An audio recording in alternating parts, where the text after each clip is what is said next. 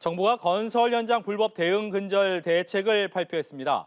원래비나 채용을 강요하는 건설 현장 불법 행위에 대해 협박, 업무 방해죄로 형사 처벌할 방침입니다. 취재기자 연결합니다. 팽재용 기자.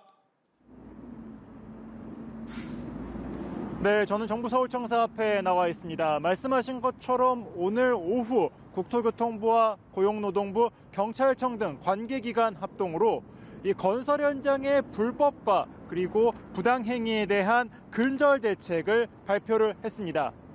이번 대책의 핵심은 바로 강력한 처벌입니다. 국토부는 건설노조의 채용 강요, 공사 방해 등의 강요, 협박, 그리고 공갈죄를 적용한다는 게 이 같은 방침이다. 이렇게 설명을 했습니다. 모두 이 형법으로 처벌이 가능한 범죄들인데요. 강요죄의 경우 5년 이하 징역 또는 3천만 원 이하의 벌금에 처해질 수가 있습니다.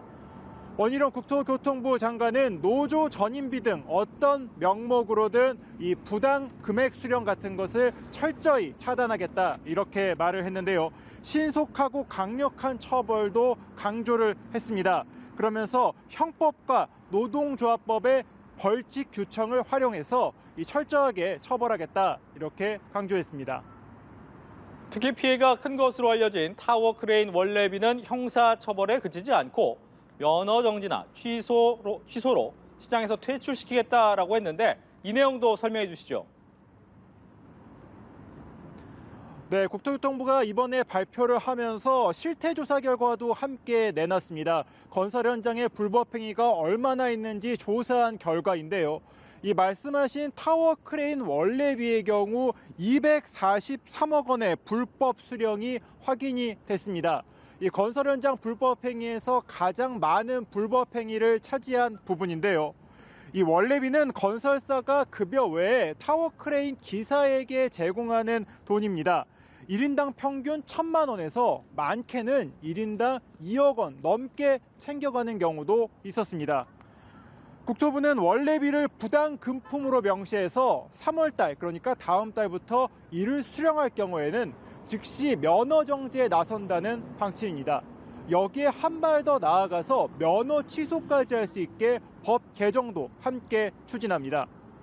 고용노동부는 3월부터 기획근로감독에 들어갑니다. 기획근로감독을 통해서 단체협약 미신고 또 노사관계 불법행위 등을 들여다볼 계획입니다. 경찰은 앞서 200일 동안 특별단속을 벌였는데 어제 기준으로 지난 17일 기준으로 불법행위 400건을 수사해서 60건을 기소했고 20명을 구속한 상태다 이렇게 밝혔습니다. 상반기에 이 특별단속 더 강력하게 추진하겠다고 밝혔습니다. 지난해 화물연대 파업 당시 이 안전운임제 문제로 정부와 노동계가 한번 충돌한 적이 있죠. 또 한 번 정부가 강력한 압박에 나선 상황입니다. 노동계가 노조 탄압이라고 반발하는 가운데 노정 갈등이 또 한 번 반복될 것이란 전망이 나오고 있습니다. 지금까지 정부 서울청사에서 연합뉴스TV 팽재용입니다.